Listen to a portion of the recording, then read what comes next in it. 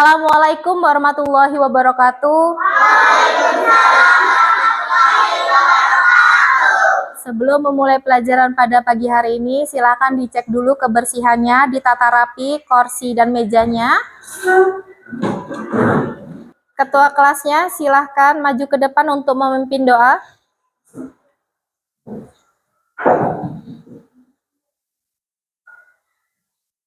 Duduk siap. Doa dimulai.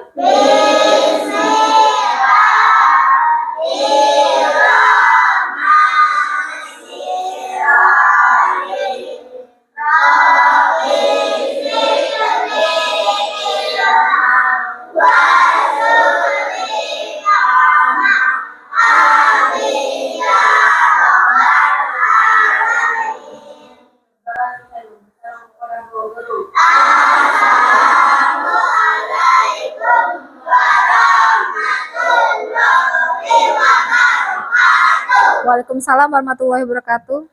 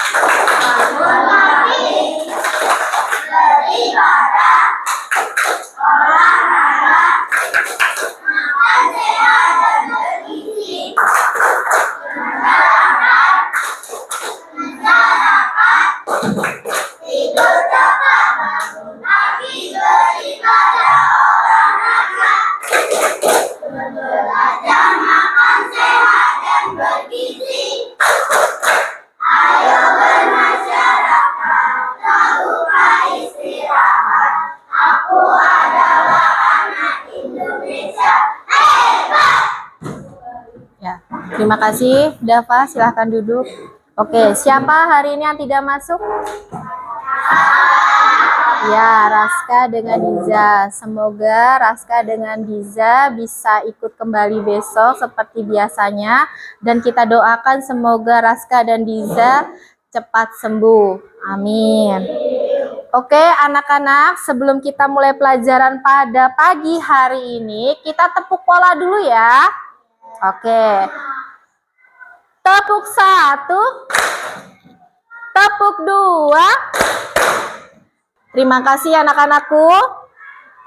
Kalian tahu hari ini kita akan belajar tentang apa?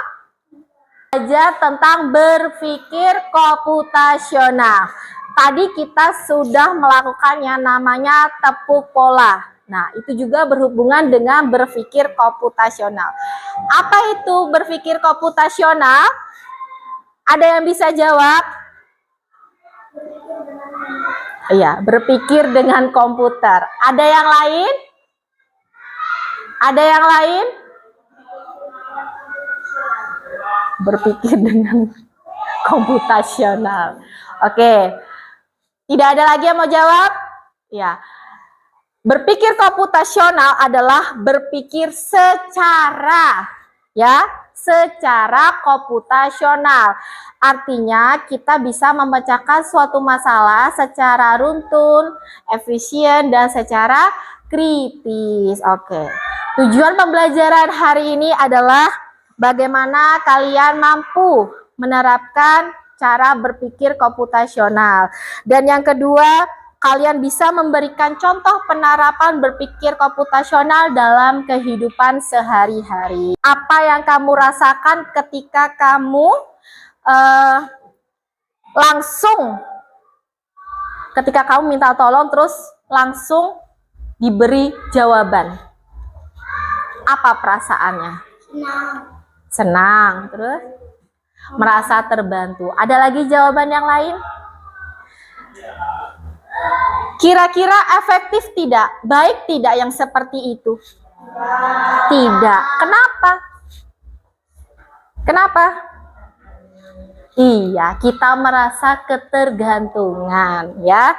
Jadi walaupun kita bisa menggunakan alat komunikasi atau teknologi yang ada, kita jangan tergantung dengan teknologi yang ada. Karena apa? Karena nantinya kalian akan menjadi apa? Malas, ya.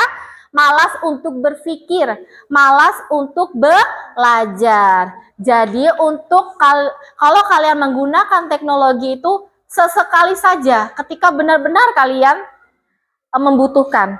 Tapi jangan terlalu sering. Silakan diperhatikan, tidak ngobrol. Berbalik dulu. Pengenalan computational thinking. Hai teman kece, coba tebak apa artinya computational thinking atau berpikir komputasional? Adakah yang bermata jeli dan melihat kata komputasional di sini? Jadi mungkin ada hubungannya dengan komputer ya? Iya, betul sekali. Jempol buat kamu yang sudah menebak dengan benar. Berpikir komputasional adalah proses berpikir untuk menyelesaikan masalah dengan efektif dan efisien. Dalam ilmu komputer, proses berpikir ini dilakukan sebelum mulai menulis coding atau pemrograman. Jika sudah direncanakan dengan baik, maka coding yang ditulis akan sesuai dengan kebutuhan dan dapat diselesaikan dengan cepat dan tepat. Tapi ternyata berpikir komputasional juga bisa dilakukan tanpa komputer dan tanpa internet loh. Malah sebenarnya kita pun sudah menerapkannya dalam kehidupan sehari-hari, mulai dari menggosok gigi, mencatat ringkasan pelajaran, hingga menyiapkan tas untuk sekolah besok. Wah, kalau kita sudah bisa menerapkannya setiap hari, berarti kita semua sudah mahir dong. Belum tentu. Contoh-contoh tadi kan menerapkan berpikir komputasional pada masalah yang sederhana. Masih banyak nih masalah yang lebih kompleks, seperti misalnya mengatur keuangan bulanan, apa yang harus dilakukan kalau kamu tersesat di tempat baru, hingga memilih jurusan dan karir. Lalu yang lebih penting lagi, ketika kamu dewasa nanti, kamu akan menghadapi era industri 4 dan bahkan 5. Di sini kamu perlu kecakapan untuk memanfaatkan dunia digital, mulai dari mencari dan memilah informasi yang kamu perlukan, hingga menggunakan informasi itu untuk membuat keputusan penting dalam hidupmu. Menghadapi masalah kompleks kehidupan di masa sekarang dan masa depan ini mirip seperti merencanakan coding yang sudah dibahas sebelumnya. Kuncinya adalah memahami masalah dengan tuntas dan mencari cara menyelesaikan yang efektif dan efisien. Nah, kalau begitu, bagaimana agar kita bisa berpikir komputasional? Sekarang kita bahas ya, 4 yang dasar dari berpikir komputasional. Yang pertama, dekomposisi. Dekomposisi artinya membagi masalah kompleks ke bagian yang lebih kecil agar mudah diselesaikan. Misalnya, kamu ditunjuk jadi ketua panitia lomba 17-an. Maka, untuk memudahkan pelaksanaan, kamu bisa menunjuk panitia bagian acara, konsumsi, publikasi, keamanan, dan lainnya. Yang kedua, pengenalan pola. Artinya mencari kesamaan dan pola di antara bagian-bagian masalah kompleks yang sudah dipecah. Misalnya, kamu hendak melipat dan menyimpan jemuran di rumah, maka kamu perlu bisa mengenali jemuran milik ayah, ibu, kamu, adik, dan milik bersama seperti spray, handuk, dan lainnya. Ini karena jemuran-jemuran itu perlu disimpan di tempat yang berbeda. Yang ketiga, abstraksi. Artinya fokus pada informasi yang penting saja, mengabaikan detail yang tidak diperlukan. Misalnya, kamu hendak menceritakan pengalamanmu berwisata ke luar kota. Tentunya kamu mengalami banyak hal dari mulai berangkat di bus, berfoto bersama, makan di restoran, menginap di hotel, hingga perjalanan pulang. Tapi nggak mungkin kan kamu ceritakan semua kejadian dengan detail pada teman-temanmu. Pasti mereka bosan kalau kelamaan. Jadi, kamu harus menyaring beberapa kejadian yang menarik saja untuk diceritakan pada teman. Yang terakhir, algoritma. Artinya membuat langkah-langkah penyelesaian atau membuat aturan yang diikuti untuk menyelesaikan masalah. Misalnya, kamu diberi daftar belanja di supermarket oleh ibu. Ada minyak goreng, telur, roti, sayur, dan kopi. Lalu kamu harus buru-buru karena ibu sudah mau memasak dengan minyak goreng itu. Nah, kalau seperti ini, satu cara yang efisien misalnya mulai dengan mengambil barang yang paling dekat dari pintu masuk hingga terakhir yang paling dekat dengan kasir. Nah, itu dia 4 landasan berpikir komputasional yang perlu diterapkan untuk memecahkan masalah yang kompleks. Lalu berikutnya, apakah ada cara untuk mengasah kemampuan berpikir komputasional? Tentu ada. Selain bisa coba kamu terapkan ke masalah sehari-harimu, kamu bisa juga latihan soal untuk mengasahnya. Misalnya, gurumu akan memberikan soal-soal computational thinking di mata pelajaran matematika, bahasa Indonesia, dan IPAS dalam kurikulum mereka. Selain itu, kamu bisa ikut tantangan Bebas Indonesia juga. Yuk coba simak satu contoh soal computational thinking. Dalam bis studi wisata, ada 3 kelompok anak yang akan diantarkan ke 3 tujuan berbeda. Bis berhenti pertama di restoran, lalu hotel, dan terakhir di museum. Hanya ada satu tempat penyimpanan koper di samping bis, yang hanya bisa dibuka dari satu pintu. Sopir bis ingin mengatur koper-koper penumpang hingga mudah dikeluarkan. Bantu supir bis menentukan urutan memasukkan koper-koper itu ke dalam tempat penyimpanan. Pertanyaan, koper kelompok anak yang mana yang dimasukkan terakhir? A. Anak yang ingin pergi ke museum. B. Anak yang ingin pergi ke restoran. C. Anak yang ingin pergi ke hotel. Atau D. Yang manapun boleh. Soal ini diadaptasi dari challenge.bebas.org. Kalau kamu tahu, coba ya dijawab di kolom komentar. Kira-kira apa jawabannya? Kenapa? Yang lebih dulu yang mana? Restoran, kemudian hotel, kemudian yang terakhir museum. Jadi jawaban yang benar adalah koper kelompok anak yang mana yang dimasukkan terakhir adalah museum. Baik, ini kalian sudah belajar materi tentang computational thinking atau berpikir komputasional. Ada yang ingin ditanyakan sebelum selanjutnya Ibu bahas? Yuk, yang bertanya silakan. Apa?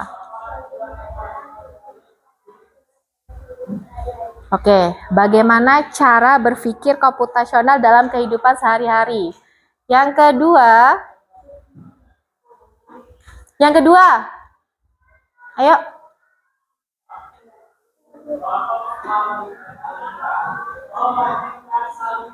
Apa? Mengapa kita harus berpikir secara komputasional? Oke, selanjutnya.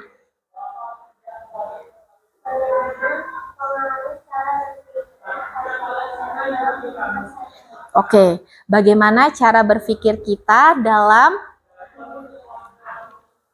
berpikir komputasional dalam kehidupan sehari-hari? Ada yang bisa jawab? Ya? Oke.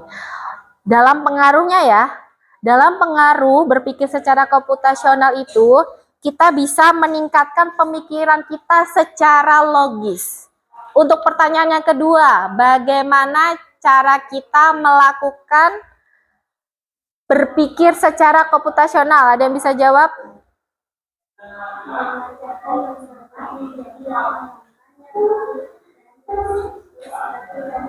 Iya. Caranya adalah kita membuat langkah-langkah yang kecil, kita selesaikan seperti komputer. Lalu bagaimana apa tadi? Tadi caranya sudah pengaruh. Mengapa kita harus berpikir secara komputasional? Ada yang bisa jawab? Ya?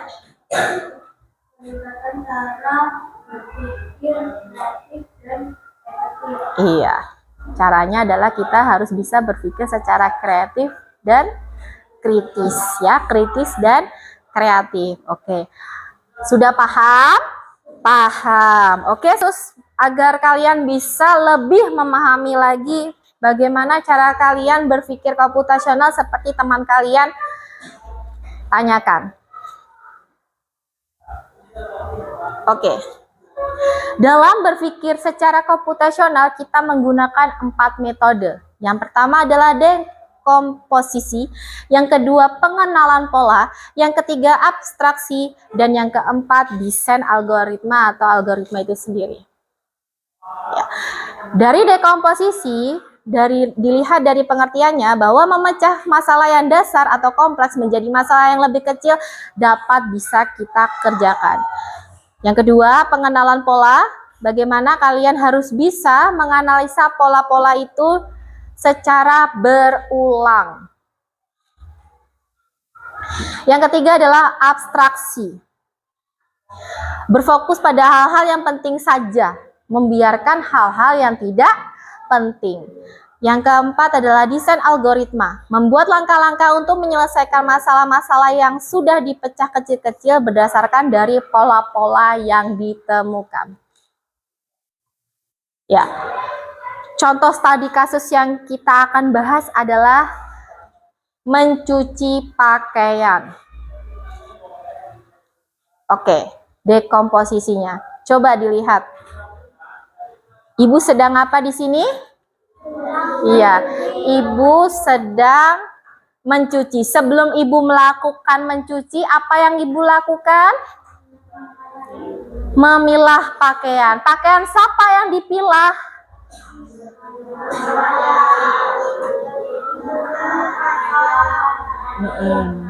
Ya, cara yang pertama adalah memilah pakaian. Ada pakaian ayah, ibu, kakak, dan adik. Nah, di sini apakah ada ayahnya yang bekerja di areal? Ada. Nah, itu pasti akan terpisah ya. Karena kalau misalnya ayah kalian bekerja di areal atau di bengkel itu pasti kotor banget, ya kan? Jadi harus dipisah dulu. Ya, mana yang baju keseharian, mana yang baju sekolah. Nah, baju sekolah itu kan ada baju putih juga. Jadi kita harus yang pertama adalah memilah pakaian. Yang kedua, alat dan bahan. Apa saja yang digunakan? Alatnya apa?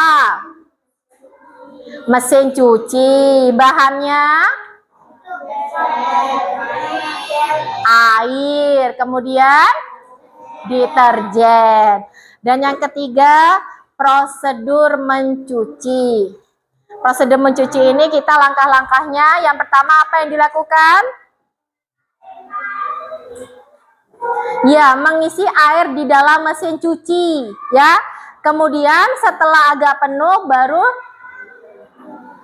menuangkan deterjen lalu menghidupkan mesin cuci. Setelah itu dibilas sampai bersih lalu dimasukkan ke dalam tabung pengering. Kemudian itu Dijemur. Oke. Lalu pengenalan polanya. Oke. Dalam mencuci pakaian kita harus mengenal dulu nih apa saja polanya. Yang pertama untuk mencuci maka kita memerlukan air. Itu pasti ya. Siapa yang di sini pernah mencuci baju? Menggunakan mesin cuci atau mencuci dengan tangan? Mesin cuci. Ada juga yang menggunakan tangan. Contohnya apa? Ketika kalian membersihkan apa? Sepatu ataupun kaos kaki. Oke. Kemudian lanjut. Untuk mencuci kita menggunakan deterjen. Setelah itu menyalakan mesin cuci lalu memasukkannya ke dalam tabung pengering dan seterusnya. Oke, lanjut ke abstrak ya.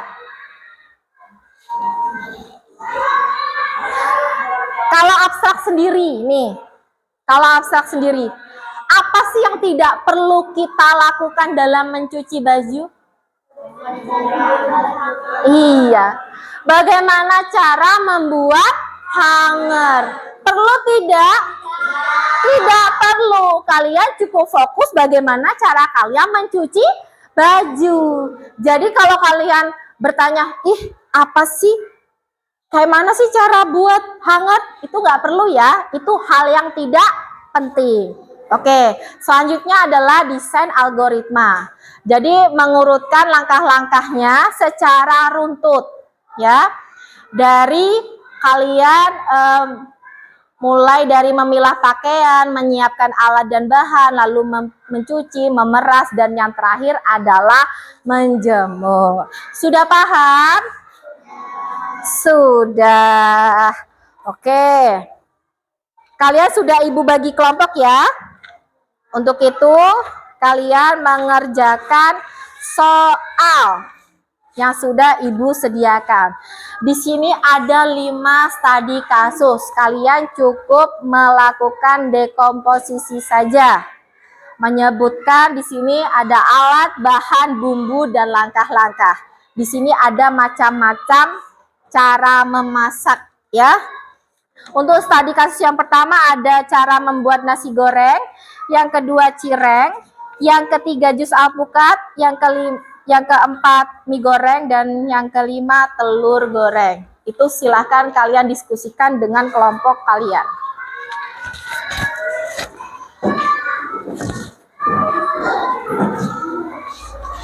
Silahkan dikerjakan. Sudah dilanjutkan ya? Ayo. Yang perlu dan tidak perlu silahkan dilanjutkan. Ya, dikoreksi lagi ya jawabannya ya.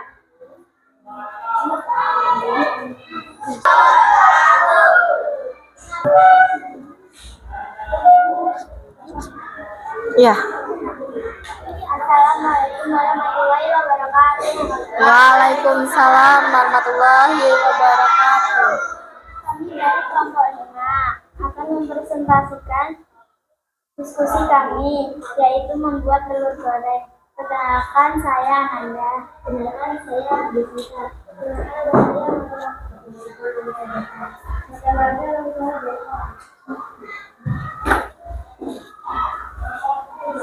Alat pokok itu wajan, piring, sendok. Bahan telur.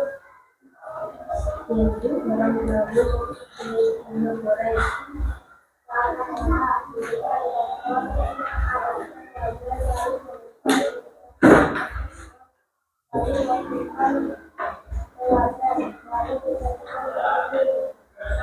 Sudah.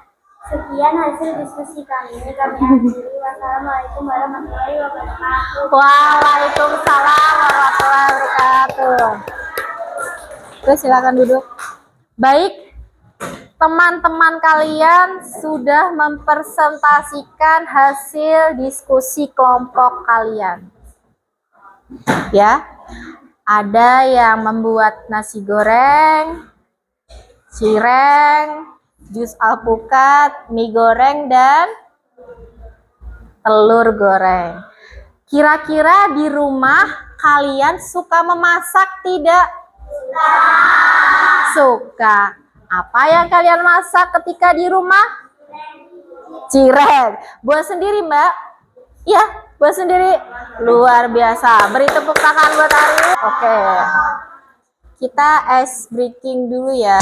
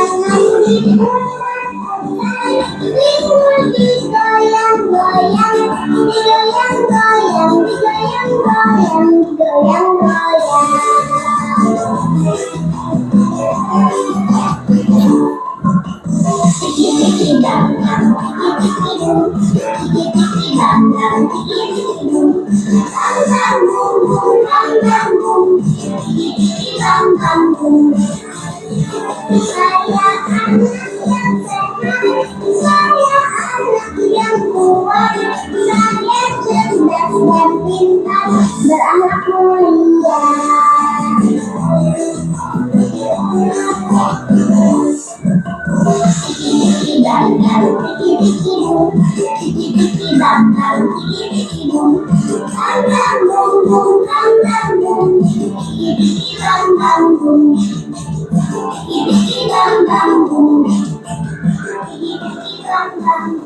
Oke, silakan. Yang mau maju? Anas? Anas sama Fernandio, Anas? Oke. Yuk. Nih. Yuk. Temennya bisa bantu, yang lainnya diam. Yuk, mulai.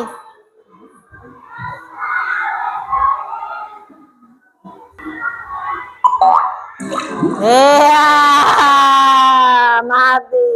Oke, sudah, ayo duduk. Pembelajaran hari ini, apakah kalian merasakan senang?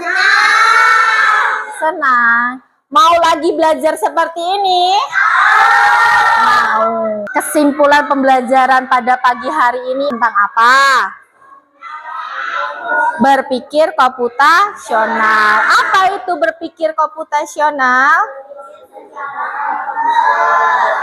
Berpikir secara komputer atau memecahkan sebuah masalah menjadi lebih efektif ataupun lebih efisien. Jadi memecahkan sebuah masalah yang besar menjadi masalah yang kecil. Ada 4 komponen atau metode. Apa saja? Komposisi.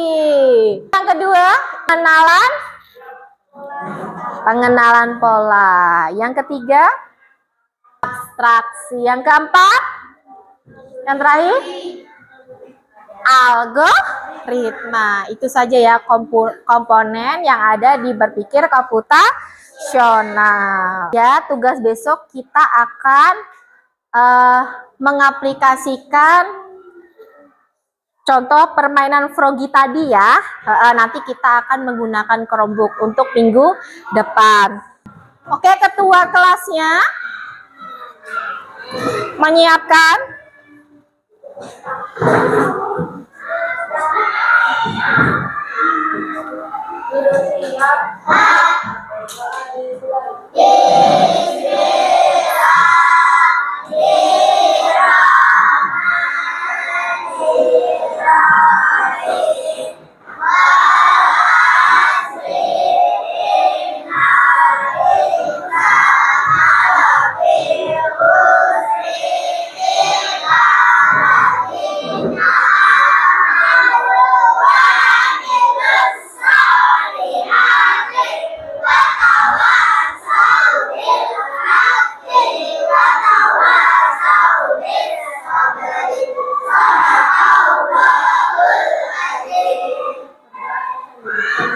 Guru.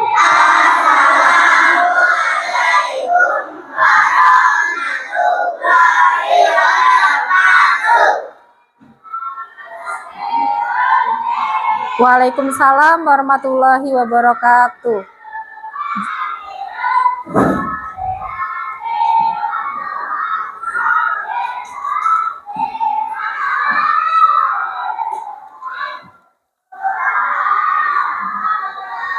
Oke, sebelum itu, Ibu ada pesan moral untuk kalian yang harus kalian ingat ya. Coba lihat di dinding ya. Di situ ada pesan moralnya. Teruslah bermimpi, teruslah bermimpi, bermimpilah selama engkau dapat bermimpi. Bila tiada bermimpi, apakah jadinya hidup? Kehidupan yang sebenarnya adalah kejam.